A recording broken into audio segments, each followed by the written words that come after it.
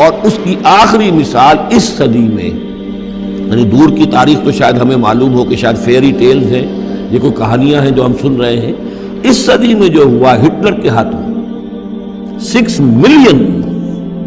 60 लाख यहूदी खत्म किए। पूरा मशरकी यूरोप का यहूदी जो है खींच खींच कर वहां से पकड़ पकड़ कर, जहां तक हिटलर की हुकूमत बनी थी, जहां तक उसके जो गए थे फतूहात का दायरा, वहां से यहूदियों को खींच खींच कर कंसंट्रेशन कैंप्स में लाया गया। फिर ख़ास मशीनें ईजाद की गई, ख़ास जो हैं उसके लिए ऐसे बनाए गए कि इनके लिए अब इतने लोगों को कत्ल करेंगे तो दफन कहाँ करें,